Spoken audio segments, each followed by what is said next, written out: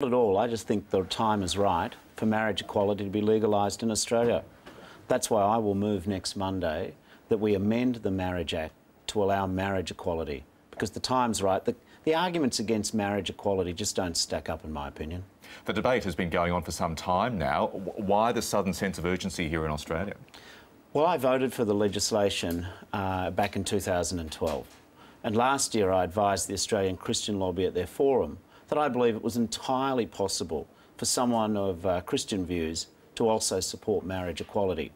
There's no doubt, though, that the Irish referendum on the weekend has again renewed debate in Australia, and my view is that we should grab the opportunity to have the Parliament introduce marriage equality and legalise it in Australia. Are the numbers there on the floor of the House to get this bill, this private member's bill, through?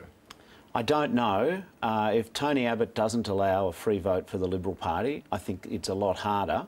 But I think the argument is there, the case is there for marriage equality. I have friends who can't get married in this country, and I have other friends who can. And I don't think that people's ability to get married should be determined based upon their sexual preference. You have Labor MPs, of course, who still firmly oppose same-sex marriage. Are you prepared for some of your colleagues to cross the floor on this issue? Yes, I am. I understand that some people of deep religious conviction don't support marriage equality, so I think it should be a free vote.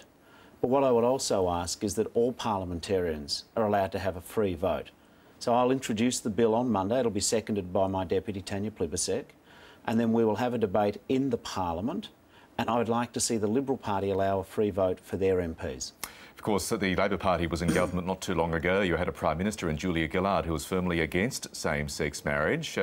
If your views were so strong then and that of your colleagues, why didn't you try to force the issue when you had the power to do so on the Treasury benches? Well, we did have a vote, and I did vote for it. But why didn't you push for it in a stronger sense? Well, because there weren't enough votes for it.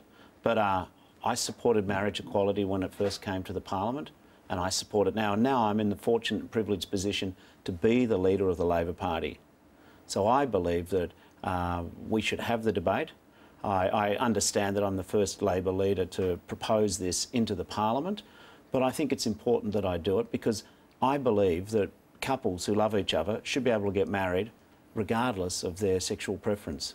How much of this is an attempt by you to avoid a potentially damaging, bitter debate on the floor of the ALP National Conference in July on the same-sex marriage issue? I believe in a free vote, but I also fundamentally believe in marriage equality. Our party will keep discussing these issues. It is party policy. What I'm interested in is that because of the Irish referendum, because of my views, which I've held over a number of years, because of the strong support within the Labor Party for marriage equality, that we now need to move forward. For me, the issue isn't just about political tactics and, you know, the day-to-day. What is the argument against marriage equality? If we genuinely believe that people in this country, that being gay is not wrong, and it is not wrong, then what is the argument against excluding people from the ability to marry someone they love?